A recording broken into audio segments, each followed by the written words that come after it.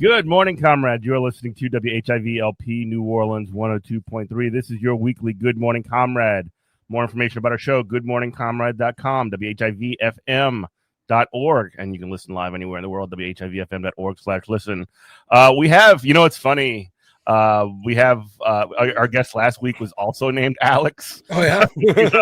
Yeah, she's like she runs a bunch of she works in sort of like labor movement, and she does a lot of social media about unions and organizing, and like that's kind of her brand, and she's really cool. But we have another Alex this week. We have Alex from Devil's Advocate Productions.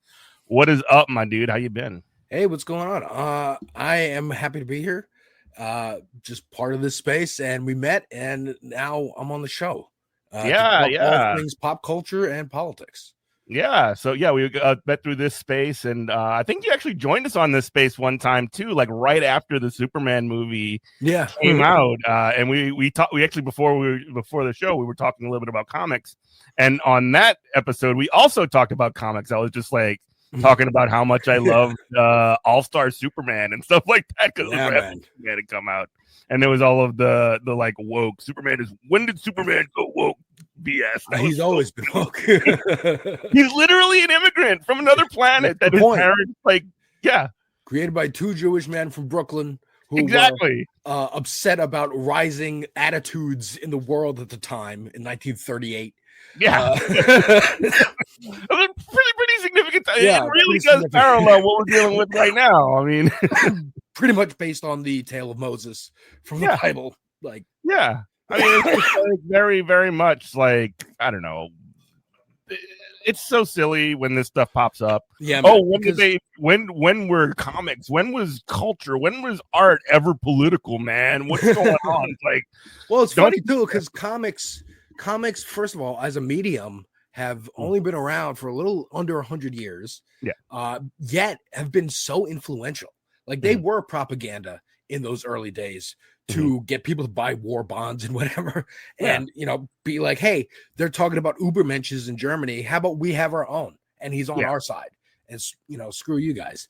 And they strive to be part of the cultural narrative at any given point throughout their history.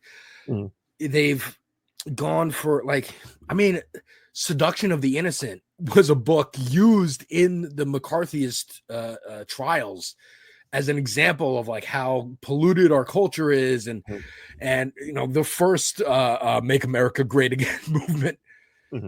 Well, maybe the second, but it's also very funny to me. Also, when you look at it, like the culture, like people who complain the most about like, oh, the culture is, get your politics out of the comics. Like Ben Shapiro will do a 3 hour or whatever long, like this is all the stuff wrong with the Superman movie. But then also remember when his Daily Wire or whatever had a like movie production piece where they tried to make like stupid movies like Lady Ballers. The Daily Wire like sank like the Titanic. Actually, I saw a trailer not too long ago for a new one for a Daily Wire. Yes. Oh man, Jeremy Boring.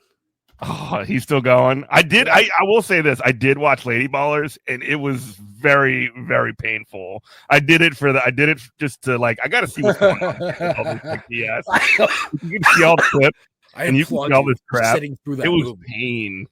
I didn't pay for it though. I did find a place to watch it where I didn't have to pay for it. I'm not giving Ben Shapiro my money. They like you were saying, like they want to be part of the cultural narrative, and they want to force it because they know they don't have a hold on it. Yeah.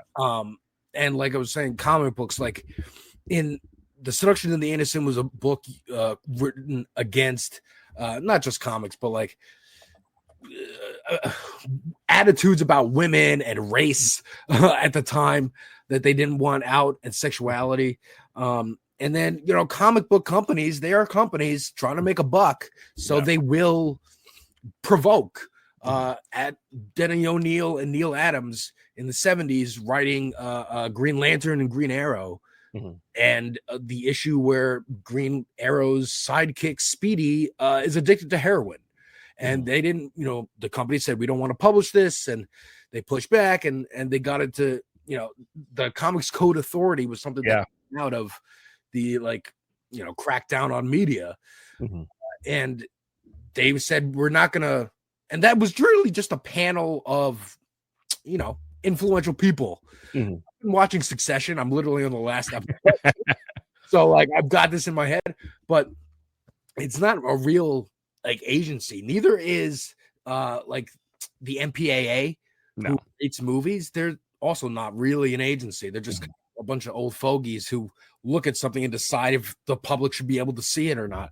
Yeah, it's the companies that run that stuff essentially self-regulating. Yeah, they're like they've sort of like taken it upon themselves to, I guess, police themselves so that the government doesn't do it, or at least that's their purported sort of like, oh, this is us being responsible. Famously, Matt Stone and Trey Parker talked about this when it came to the South Park movie.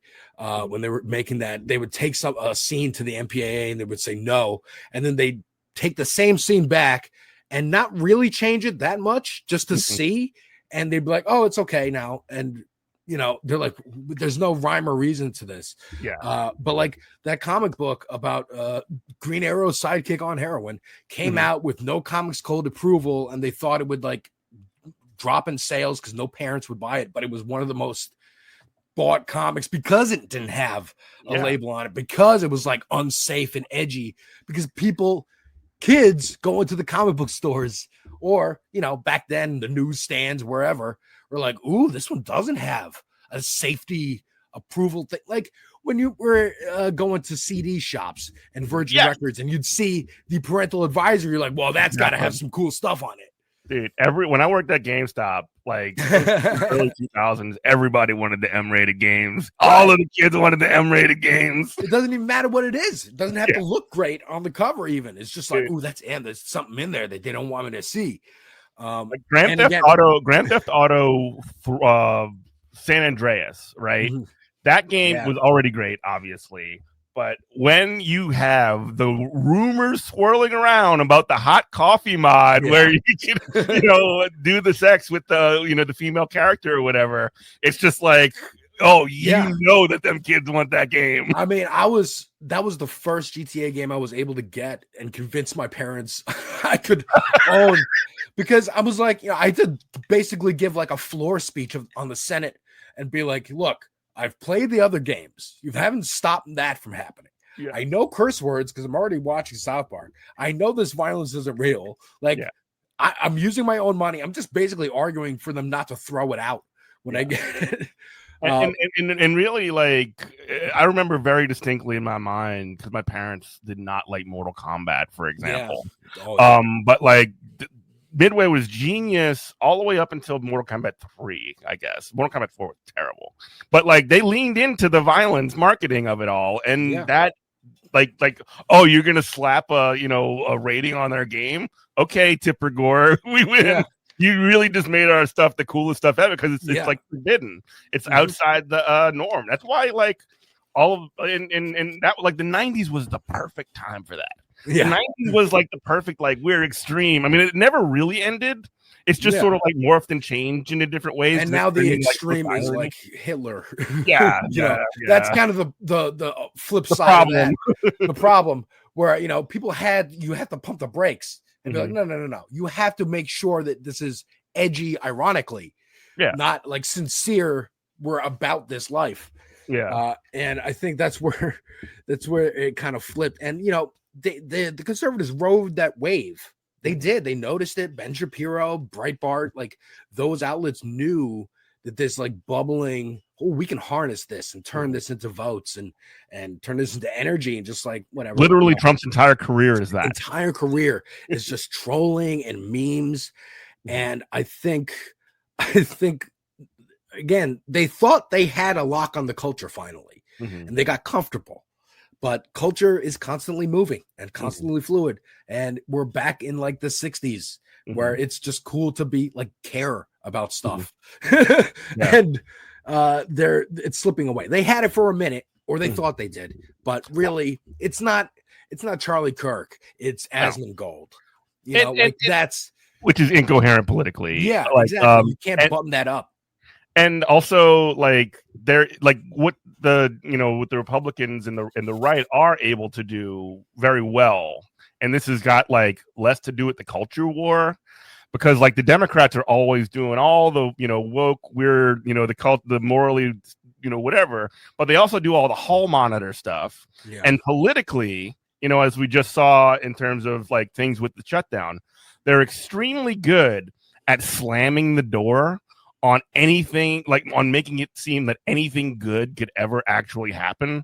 Yeah. Like if you think back to just think back to Bernie. They threw everything, including the kitchen sink, to try and stop him. I mean, if you ask, mainstream Democrats or just like normie Democrats now, oh yeah, Bernie was right. Actually, they'll say that. But like, it takes a little time for like normies to kind of. Again, I consider myself like half in, half out, because I didn't really start getting politically interested till 2012, and that was by accident. I slept over at a friend's house after a party, and wake up, and he just throws on like Fox or CNN or whatever, because either the RNC or the DNC was happening, and it's 2012 election, so very exciting. Obama time. And I'm like, change the channel. I don't like the news, and he's like, no, come on, trust me, it's funny. And I got it. I got the joke that it's a reality show about reality. Yes. So we were flipping. I went home and I couldn't stop. And for like years after that, until now, I go like, I would do Fox and MSNBC back to back. I would switch between shows. There's two different universes, two different like on reality. And that's what I found interesting is that I would try to nail down through looking at like Breitbart and Huffington Post and Daily Caller and Vox, like what the actual source was for a story and like what actually happened, and see how the two universes like spring out of those events. It's so crazy. And so it was very interesting education. And it's only gotten worse because like you don't even have a consensus on what is real anymore. Like we are at an era right now. I mean, like Trump literally said it himself a couple months ago when he said like, yeah, only good things can happen. And if something bad happens, we'll blame AI or whatever. It's just like he's literally saying the thing. Like from the first year or so of him announcing coming down that escalator. Yeah. Being like, I remember him being asked, like, oh, are you going to accept the results of the election? He's like, if I win against Hillary, like, we always knew because we knew Donald Trump. Like, we know him from the 80s. Remember him from the 80s? He's back. He's back with a brand new suit and a new attitude. Like, he's Biff Tannen. Like, this isn't new. It's just, he's a cartoon of a rich guy. Yeah. And like I'm just surprised that anyone's surprised. That's the most surprising thing to me is that anyone is surprised. The fact that like the guy from television who's been playing this character on television since before The Apprentice, he was just like had this image of this is who he was all the way back in like WrestleMania 4 or whatever. Like like showing up for wrestling events. Like it was at the Trump. The WrestleMania 4 and WrestleMania 5 were both at a Trump property, I think in Vegas, or maybe no, in Atlantic City. I think it was a Trump Taj Mahal. And like you just sort of see there was one of these incredible promos that Hulk Hogan cut where he would just sort of like, you know what, me and Andre, we're gonna have this match and we're gonna tear up the thing, and all this crazy stuff is gonna happen, a calamity is gonna take place, and I will save Donald Trump, and we're gonna do safety or whatever. Because I mean, again, like I'm watching Succession. This must have been because he had some deal going with Vince McMahon. Oh yeah, and whatever, and like they were just like, oh yeah, like we're thanking him by putting him in the show. He gets to be part of the show. That same thing with Home Alone. I heard, again, I'm a kid when that's out, so I'm like, who's this? Like, why is my dad laughing in this scene? Like who is that guy? Yeah, who's that guy? And my dad, he goes, oh, that's the guy who like owns the hotel, and he got to be in the movie for letting them shoot in the hotel. I'm like, okay. Same thing with Little Rascals because he's in that movie too. He plays the evil rich, kid's dad at the end, and like that's a joke that he's playing because that he character. would be the father of this like mean little kid who just comes into town to wreck everything. And of course, Back to the Future 2, And it's just like, how did Gen X and the boomers let this happen, knowing This is their culture. It was just their culture, man. This was their idea. And it just manifested and metastasized over time. Yeah, they got beaten into their heads so hard that they were just like, you know what? Let's just be like the movies, whatever. It's like you know what? They're not gonna actually get rid of Social Security. They're not gonna actually go after Medicare. These things are in place, like these standards and norms. And like, here's Newt Gingrich in the 90s starting to pull levers and like unscrew things and see how stable he can make it while getting this piece of pie. And that's, you know, I'm sure you know more about history and where it really started and if it ever really was anything to begin with. Like, it's always deals upon deals and red tape. And don't get me started. I'll bring us back to Goldwater, baby. So, you know, this is where we've landed as a country, as a world, as a planet. And you know, I think honestly, when I look at the grand scope of things, I think a lot of it is boomers thrashing in their death throes. Yeah. Like, Trump wants everyone to love Trump, right? And be forced to, lest you go to prison. Putin wants the USSR back. And he's trying to get as much of it back as he can before he wants the USSR without the communism. Right. Netanyahu wants one Israel with no, you know, Arab people or Palestinians. Like, he wants the vision to, and they want to be the ones to do it. Xi Jinping, I don't know what he's doing, you know, Taiwan or he's Hong younger Kong than a lot or of whatever. those guys, right? Yeah. How old is Xi? But like, he's in that range. He's in that range. You just 72. I'm wrong. He's 72. He looks good. He looks good. You look better than them. He looks better than Trump. That's for sure. But I really think this is like, you know, the next generation. Yes, Gen X and the older. I still call ourselves Gen Y because I don't like the word millennial because it's been poisoned by the media and avocado toast. Avocado toast. But some of the older ones of us are you know, they're siding with them, and I think most of us, I would say most of us, and then definitely most of Gen Z and Alpha are done. And we're like, this, we didn't ask to be brought into this world. We can think about these kind of bigger topics because we all have therapy, or at least therapy speak now. We have gotten smarter. The internet has helped. It's growing pains still, but global communication instantly is going to shake things up in a way that no one could have predicted or gain a hold of. Like, I don't care if you put Barron Trump on the board of TikTok. TikTok's still going to TikTok. Yes. People are still going to make things. They're going to make money. And people are still going to make things that you don't necessarily want to be popular that get popular. It's going to happen on YouTube. It's going to happen everywhere forever because it always has. History gives me hope. Yeah.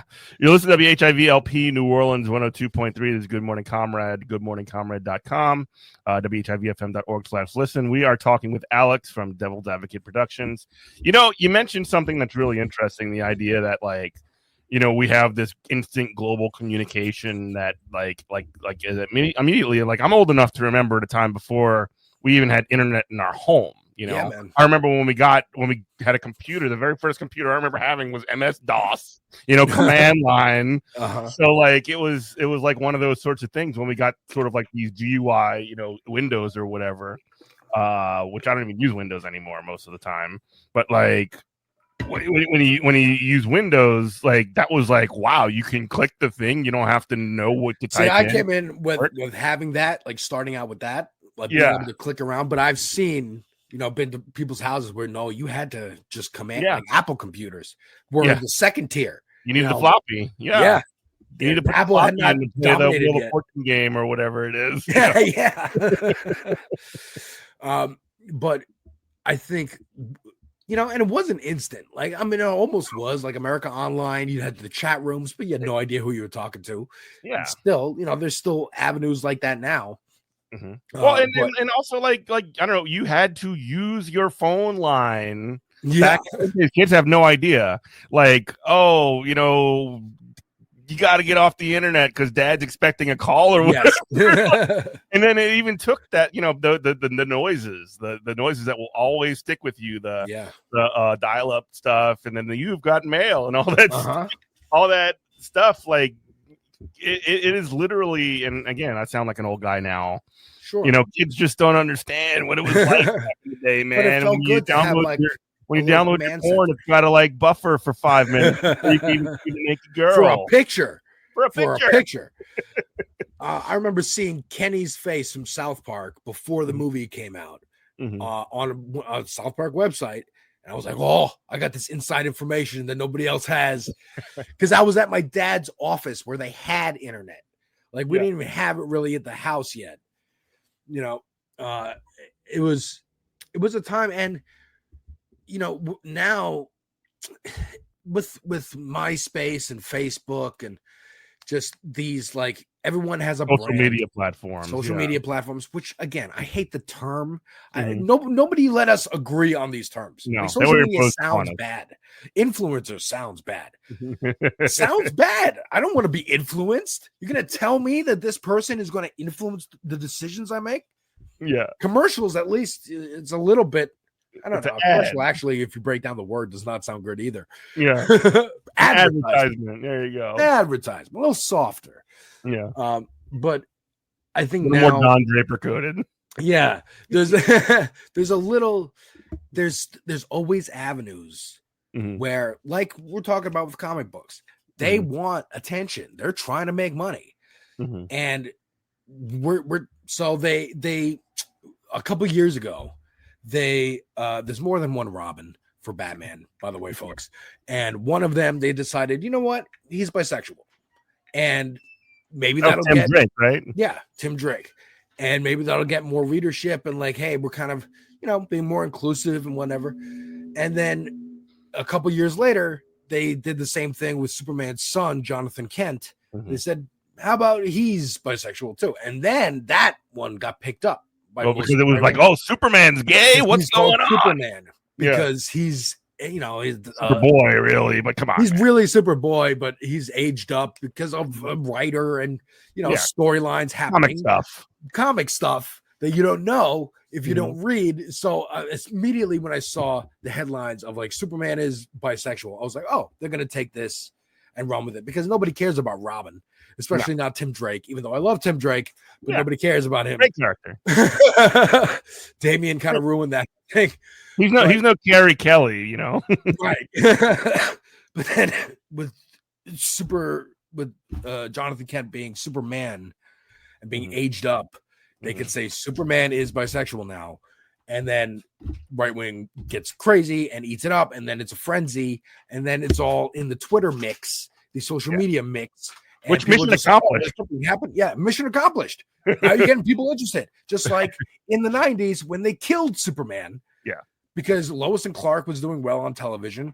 The writers were pissed that no one was buying their books. So like, what if we just kill him? We'll just kill Superman. Yeah. And there's 4 books related to Superman at the time. Superman, Action Comics, Man of Steel, and Man of Tomorrow, I believe. Another one. Or, there's 4 of them. Yeah. Or Superman, just Superman by itself. Yeah. And then they were like, okay, so we have 4 books ongoing without the main character. What do we do? How about we create one for each book? Yeah. And it got people interested. I remember hearing about it as a kid from a kid at school who read the New York Times. It was in the New York Times. So I'm like, that must be big if it meant, people are reporting on it. And that's what comic book companies have been chasing, since the 90s, but always. And still trying to be on that bleeding edge of culture. Well, now they've gone Hollywood, though. Now it's a little bit different. Like, you also kind of see them taking these comic book worlds that have existed for years and years, and they'll do things to make them look more like the movies. Yes, I've noticed. Yes. So, like, the movie now has, like, there's always going to be differences, and there's going to be, all this other stuff. But the sort of like editorial mandate becomes, we just about to do a Civil War movie. We already did a Civil War in the comics. Boom, Civil War 2. Let's just do another, whatever it is. Oh, great. People will, first of all, the idea that people are going to go see a movie and then be like, I'm so inspired by that movie. I got to go rush to the comic book store and buy the comic is a fantasy that comic book companies have been dreaming about. It's what a comic book, but it doesn't happen. Like a guy who only talks to editors who makes those kinds of sale pitches would sell. Yeah. So instead of thinking, oh, great, they'll come to the store and buy this, 6-7 year old book called Civil War, we'll just write another one that's ongoing and you can jump in now. But it's all based on the context of that first one. Yeah. You need to go. I mean, and they've been doing this since X-Men. Yeah. Honestly, like Grant Morrison's X-Men. The new X-Men, yeah. Inspired the look of the movies because we don't want, they even make a joke in the movie. We don't want to be running around in yellow spandex. Yeah. We got to look cool. We got to look like the Matrix. We got to look 90s and leather. The only time that Wolverine wears the classic yellow suit is in the Deadpool movie. Deadpool Wolverine. And he looked great. He looked so cool. It looked awesome. It was, that whole movie was just like, here you go. Yeah. All you nerds who wanted to see these things, here it is in this movie because it's a throwaway because Fox is sold to Disney already. And this is we'll fold this in. It's Deadpool. Yeah. Deadpool's a joke character half the time anyway. Like he breaks the fourth wall. He knows he's in a comic book or movie or whatever it is. He's got all the weird stuff. You might as well do all the other weird stuff. For sure. And it was a great movie to do that with. And I like that movie quite a bit.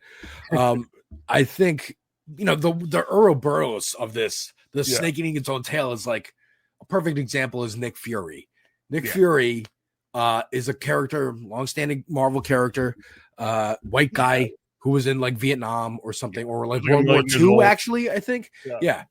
And then Marvel Comics in the early 2000s spun out another universe called the Ultimate Universe, where they could just do whatever they wanted and be like, what if? And they gave Mark Millar the Avengers. Like, what do you think?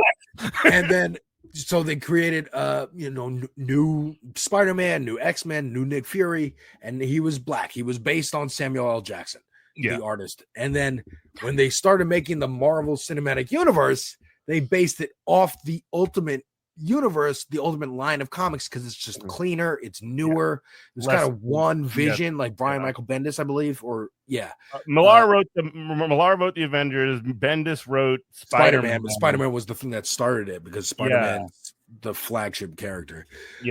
And then so it's just easier for them to use that as a blueprint while for the Marvel Cinematic Universe, while taking some influence of bigger historical stories that have happened.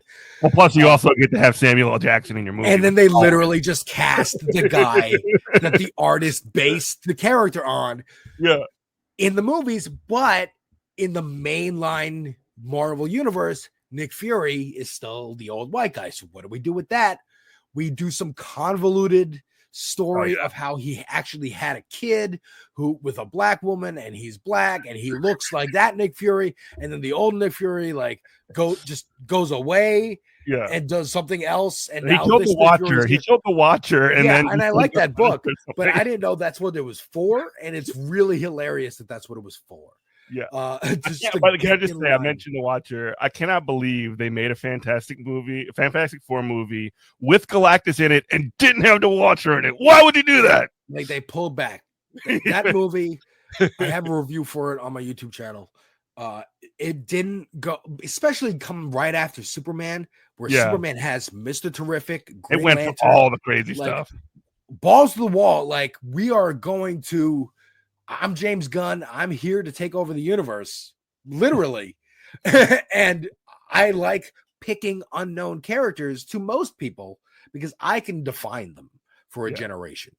Yes, I may not get like royalties every time this character is used because that artist and writer who created it, they get bad deals because comic book companies are also companies and screw their artists out of royalties and work and all that. Peter David died like fairly not super well off when he passed, unfortunately. Yeah, Peter David died only a year or two ago. And I always loved him. I always specifically loved his runs on She-Hulk. Yeah, and he defined She-Hulk. I mean, that show came out, a year or two. Like, it is still, we're having a fun chat here. It is still dystopic, thinking of like this premiere for a streaming service TV show coming out based on your work, and you are suffering, dying because you can't afford healthcare in this country because the company you made it for owns it and you don't own it. That's why Alan Moore is so grumpy in his cave in Scotland, which God bless him. I understand. God bless him. God bless the wizard. He done great stuff, and I understand what he's saying now. I get it, but DC owns your stuff, man. Yeah, and they're gonna do the Watchmen what they're gonna do. let me pause for station ID. You listen to WHIVLP New Orleans 102.3. This is Good Morning Comrade. Alex joining us from Devil's Advocate Productions. Man, I was really, and I've sort of like drawn the line on like all of this like Watchmen stuff. Like if like they apparently have had I saw the Watchmen movie in theaters. Hated the movie. I was joking around with my wife the entire time. Somebody shushed me in the theater because I wouldn't shut up. And then like they started doing after that. I think I was like pretty much in the like majority when it came to that. But then they had like a TV series. They have I went in the comic book store the other day. There's like shelves of just like Watchmen comic books written by not Alan Moore, and I'm just like, this just feels weird and wrong. Well, when it comes to Watchmen in particular, I saw the movie before I heard about the book, because I didn't really get back into reading comics yet around that time, or I was just starting to, especially with DC. And I was like, I don't know what this is. There's this big superhero trend in the early 2000s, as we know, but like it was more of just like any company would try it. Like Hancock came out. Remember that movie with Will Smith? Superheroes were just like they thought it was just a phase again, and they always do. Ex-girlfriend. Yeah, I remember that. Yeah, that was funny. She throws a shark at him. Yeah. Uma Thurman and Matthew McConaughey. Watch that movie, folks. Look it up. At least look up that scene. But I saw Watchmen without having the context of the book, and especially not knowing how revered it was. So reading it later, I was like, okay, I get why people hated this movie who love this book. I get it. I understand. But as someone who just saw the movie, I was like, this is cool. I don't really know what is happening or who these people are. Is this connected to something I'm familiar with? The Batman? Where's Batman? These guys aren't super except for the blue guy. So I was just like, this is cool. I don't know. It looks like it's by the guy who made 300, and 300 was cool. And it was like hot off the heels. It was only like a year or two after 300. Yeah, Zack Snyder was on a run. And then I get it now. Like before, I have a big omnibus on my shelf of before Watchmen. I'm still not through it because, and it's been years that I've been like slowly chipping away at this book, trying to read through it because it is an Alan Moore, and it's just a bunch of like, oh, hey, we're opening it up again. Whatever writers and artists want to get in on this that are in our bullpen right now, get in on it. And no hate to them. No hate to them. Yeah, no hate to them. There's good stories in there. I'm not gonna do it. Yeah. But like even one of my favorite writers, Jeff Johns, kind of did the big crossover with Doomsday Clock and bringing the Watchmen into the DC universe to interact. I loved it. I thought it was cool. I am being a hater. It's okay. It's okay. Because I understand why. I'm the devil's advocate, man. I understand both sides of the situation.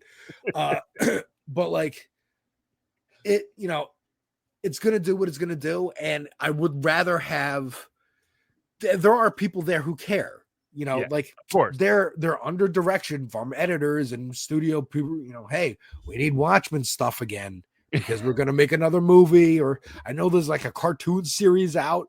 I'm like, there's a HBO series. But I'll see the HBO series was really good.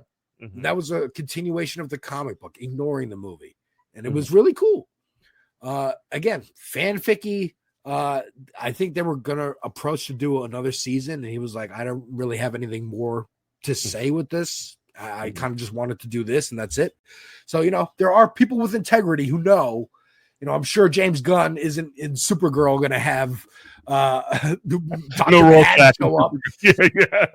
You know, that would be crazy. But I mean, the fact that we have those memes of Watchmen now on Twitter and in the zeitgeist is because of that show.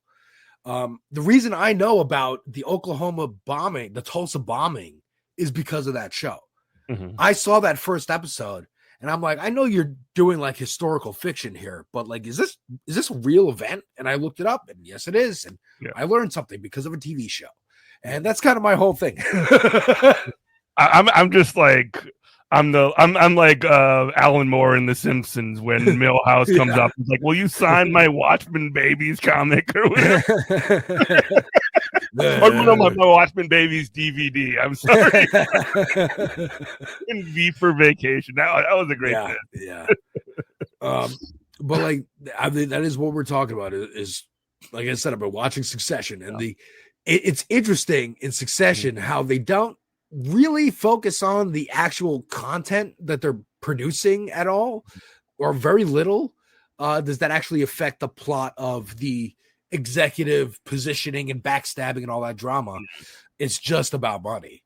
It's just about power and positioning and trying to get over and personal grievances and I'm it's helping me understand kind of where we are as a society, because I know it's directed by or helped created by Adam McKay, who works a lot with David Sirota, who are very like, I would say, some of the most cynical people, but in a good way, where it's like I'm giving you straight facts, and that's kind of why my entry into like real leftism and that idea and what it means was in like 2019 catching a look at Majority Report and Sam Cedar and being like, I get it. Like, he can explain it in a way where like, look, these are the levers of power and here's how they work.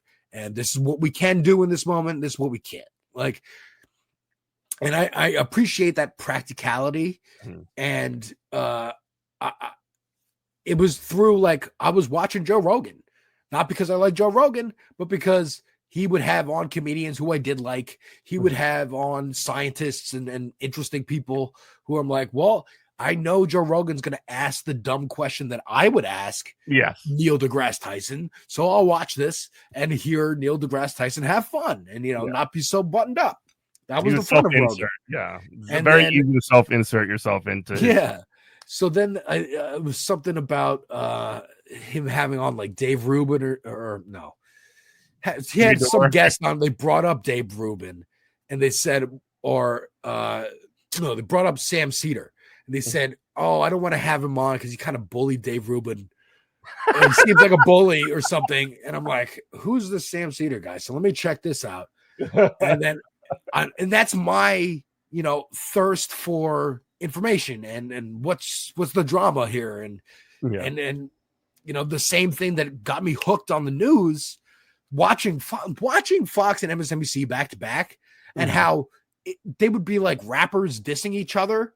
Yeah, because you would like the morning show would say something, and then later in the day they'd respond to the morning show on the other channel, and then later in the day the other channel would respond back.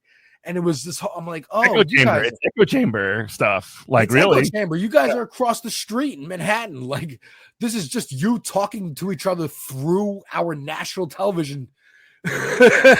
And, so seeing that and then hearing Sam Cedar kind of like cut through the noise and be like, here's what's actually happening. And if you want this outcome, here's what you need to do. Made it easier for me to understand really what's going on. And like the whole secession, like elites kind of just being sloppy and falling over each other with hordes of money that they don't know what to do with. And that tons of people around them are trying to get their piece of. It's insane and crazy. But we are living through it. And I think, again, younger people are mostly into the idea of like, let's not burn the world for a piece of pie because we're gonna have a place to eat it. Well, not just that, but like, and again, I hope this is becoming more and more kind of clear as this comes through. Like the ICE raids that are happening in all these cities and all of these sort of like horrible things that, because I mean, say what you want, like Trump like said he wasn't going to go after Medicare and Social Security yet, and he said he wasn't going to, and he hasn't done it yet. What he ends up, because he knows that's like not something that's going to be that's gonna get backlash. But what he is doing is he's creating this situation where he can just like carve up the working class across these racial gender lines, and essentially and like basically saying, hey, we're gonna go occupy New Orleans and Charlotte and Chicago and parts of all these other places, because the threat to America, the threat to you, is not the ruling class, not the people in the C-suites and succession that only care about making line go up and their hordes getting bigger. It's it's the the person that's sitting at Home Depot that's working for a day wage, or somebody who is essentially trying to survive, or the people that like pick our food. They're the threat. And to sort of circle it again back to the Superman thing, like they are as much of an American, screw all the paperwork, screw all the you were born wherever or whatever here. The working class is the working class, and what they're trying to do is cut a cleave between those workers and you, because if y'all are on the other side of things, they can divide and rule. They can take you to pieces, and they can laugh their way to power and money and control forever. Yeah, and they have been. They've been doing it, and they've been doing it well, very well over the last 80, 100 years. Mm-hmm. Again, I'm sure you know more about the history than I do, but they've done a really good job at it, making unions synonymous with like the mob. And I mean, they're the mob. Like that's who's running things. The mob. Trump's part of the mob. Putin, Netanyahu, they're just gangsters who got a little too far ahead than what should happen. They went legit. They're kind of the dogs who caught the car, and they're struggling. Like in the first Trump administration, especially, it was obvious they were like, "Oh, we didn't expect to actually win." And now, like the Tea Party and like Sarah Palin supporters in this Trump coalition, the MAGA coalition, is sloppy and doesn't know what to do. And these people like the disruptors like Elon and Zuckerberg and whatnot, they are disruptors so long as there's something to disrupt against.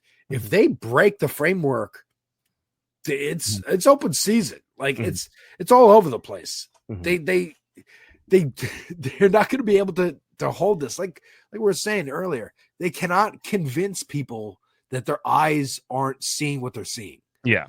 And try as they will, there's a real attempt to just sort of like deny consensus reality. But there's at certain points, and they usually go along people's material needs. He can say he's not going to cut Medicaid and SNAP and whatever, all these things, but people are feeling it.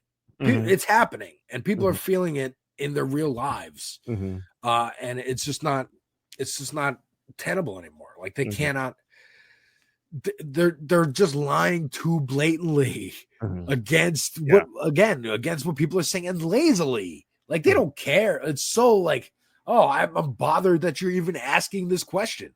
They would have cut it if they could years ago. Yeah, but they know that the voters are going to come out against them. Yeah, and they did, and again, this is another reason why it's so freaking annoying. Not annoying is the wrong word, but like it's so frustrating and demoralizing and all this other stuff. Like when you see, like if you were watching or paying any attention during the government shutdown, for example, like what was the response to the question of like, why are you cutting Medicaid by $800 million or whatever? And the response that the Republicans would give is, well, we don't want to give health care to illegal non-citizens of this country. And like that's their First off, They should get health care. Like how Yeah. everybody can have health care. Come on. We should have a better healthcare system that we currently have. We don't need, billion-dollar insurance companies just sucking it all up. But that's beside the point. It was very clear that they were being lazy in how they approached that question, like you just said.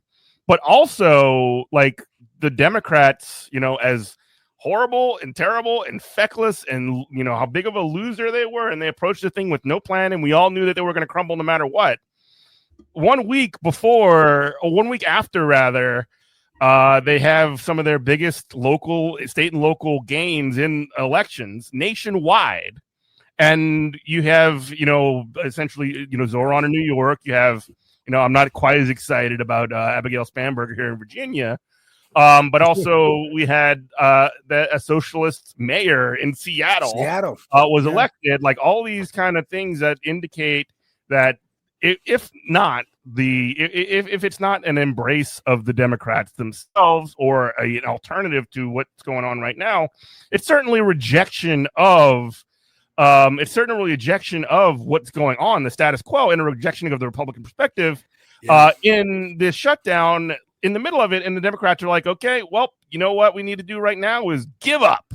You got to know when to fold them, like right when you're, winning and you're moving forward. And obviously, like, I don't like they were talking about the like you mentioned the systematic, not breaking the system, not breaking, and have the, the structures remain in place. The way that it kind of plays out is the political right, be it, Republicans or whatever, the parts of the Democratic Party as well, they do all the breaking. Yes. The political center is what maintains stability. They're the ones that are like, you know what?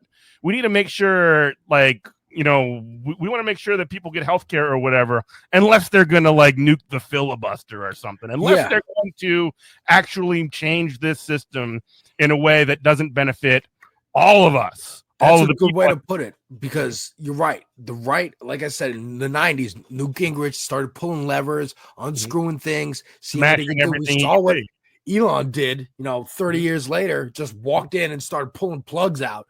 And the center, when they went back to Biden, the center won because people had enough of Trump in 2020. They just said, stop it. I just don't want to see the tweets anymore.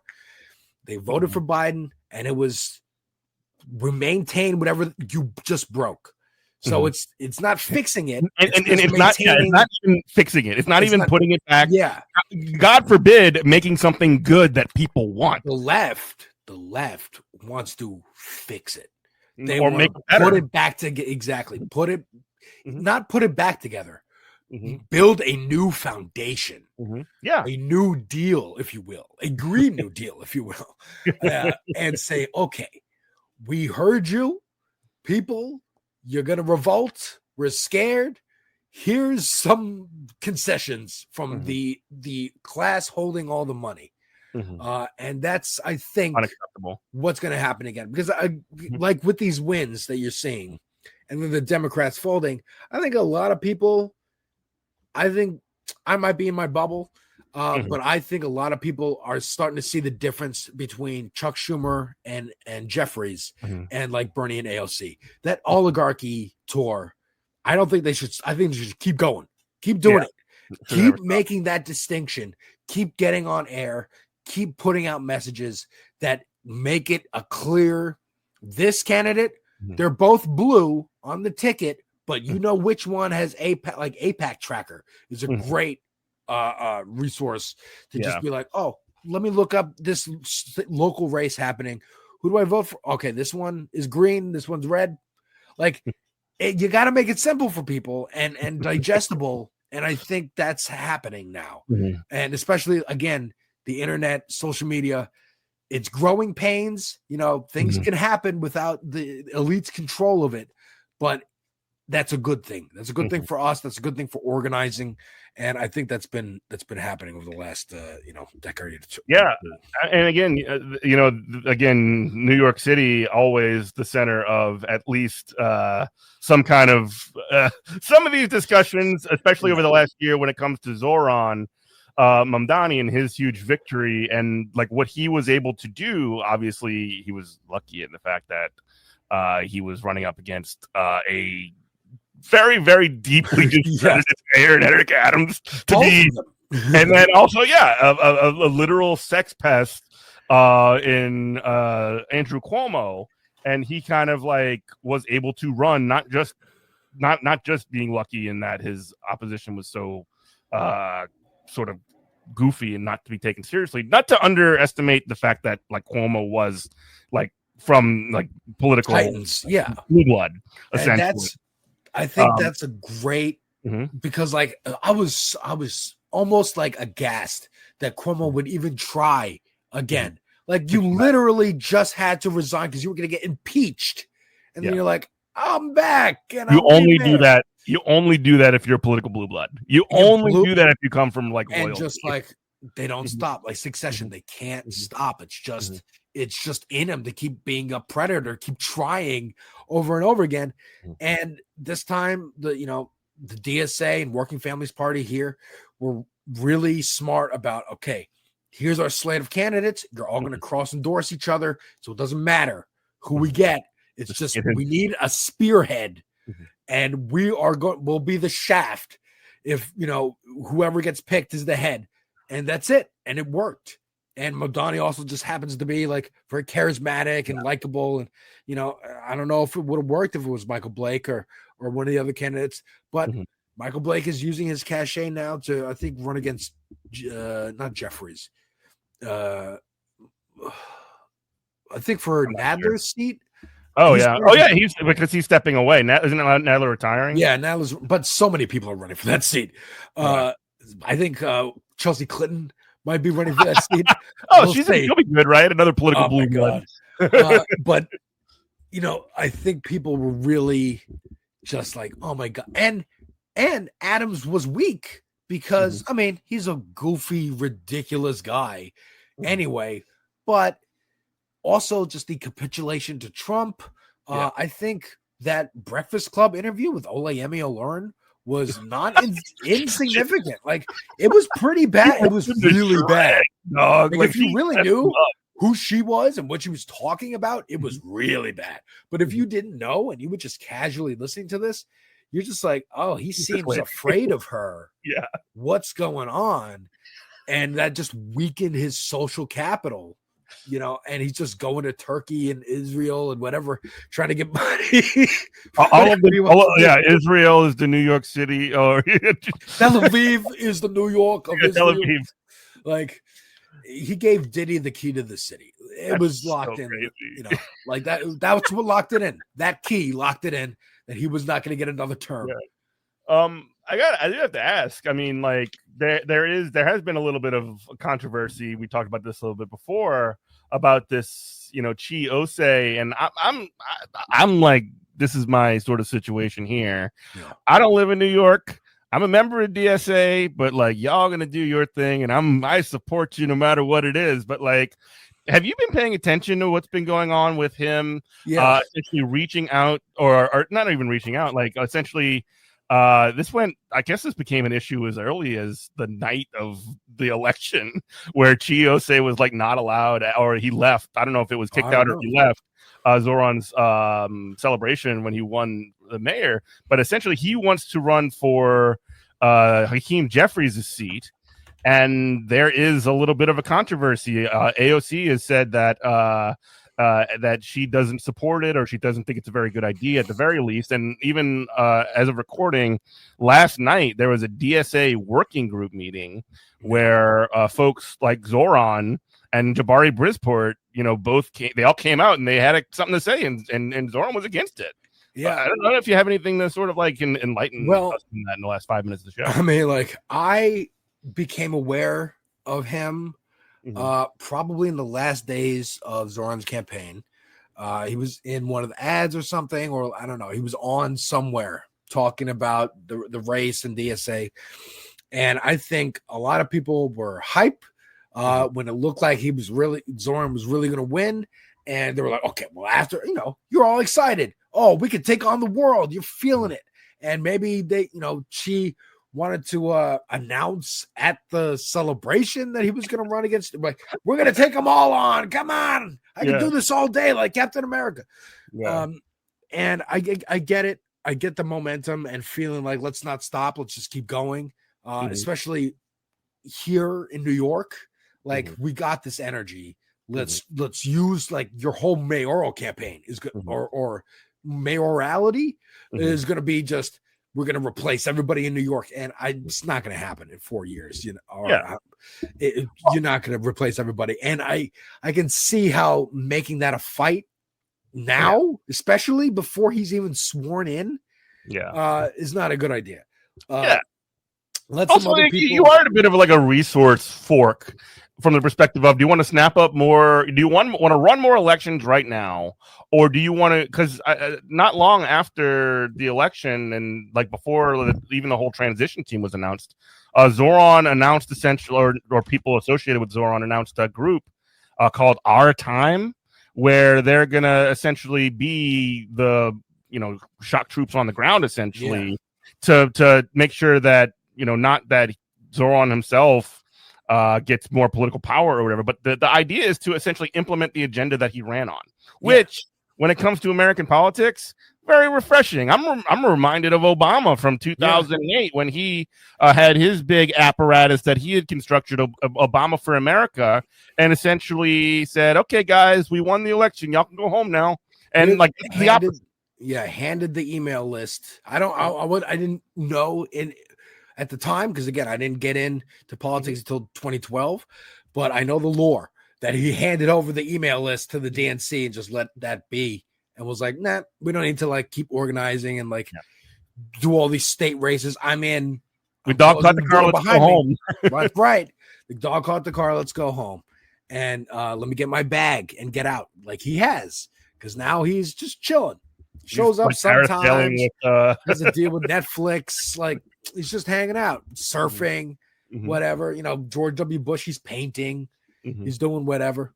Oh God, like, I was so mad, dude. I was watching football on Monday, and sometimes like I just like saw on Twitter like, oh, George W. Bush is going to be on the Manning cast, which is like the Peyton Manning and Eli Manning version of the. Oh my God, that's so funny. Thing. And like George W. Bush is just sitting around talking about football with freaking Peyton Manning. It's like, maybe he didn't kill a million people. Like he didn't like cause. Thinking, hey, maybe Dick Cheney's funeral was today.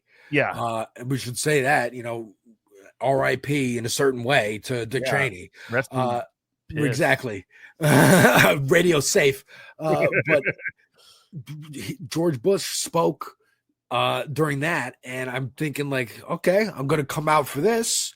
Maybe I'll do a podcast, and maybe I'll kind of get my name out there again. Like Liz Cheney was just running with Kamala Harris last year. Maybe it's not so bad. We can come back out. The Republicans against Trump, the Lincoln Project. Like maybe it's safe to come back out into the zeitgeist a little bit. And I say we take over the party and make them start their own third party. Yeah. You go ahead with your billionaires and maybe we should talk to our mistake was not inviting Elon Musk to talk to Biden. Come on. Yeah. Like it's over. We're organizing. And again, we ain't doing that no more. We're seeing a resurgent labor movement, like you've been talking about, like the racial lines and the class lines and if you ignore these people, you have a chance at getting that piece of pie that you want. It's just been too long, and things have gotten not only stagnated, but gotten worse and worse and worse and worse and worse.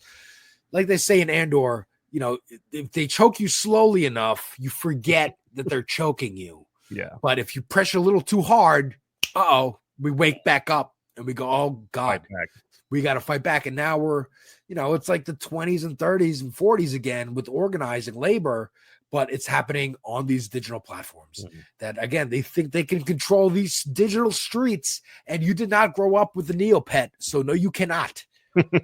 No, you cannot. Where was your Tamagotchi? We built these streets. Yeah.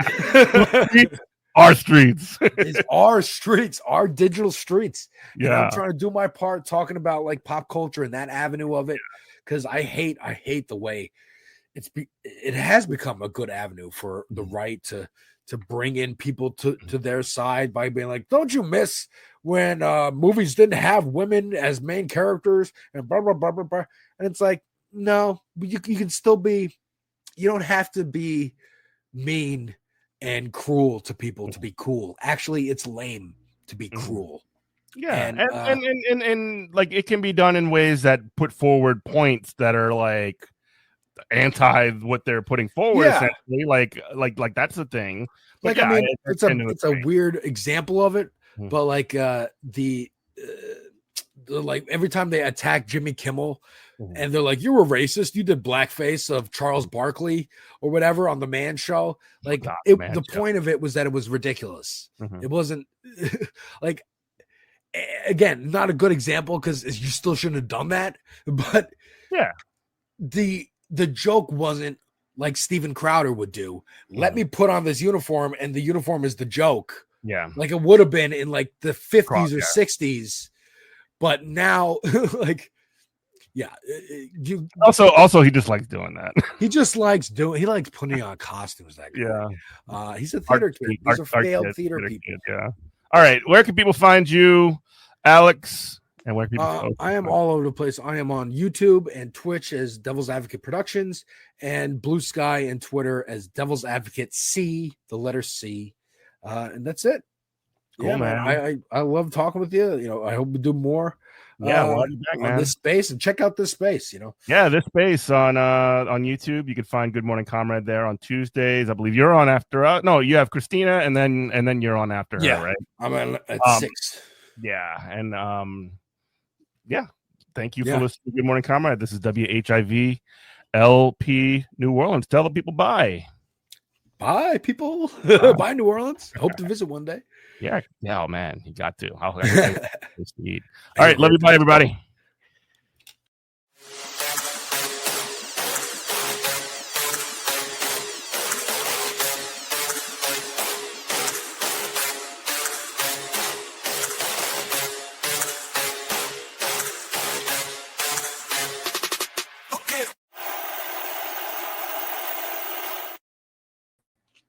All right. That was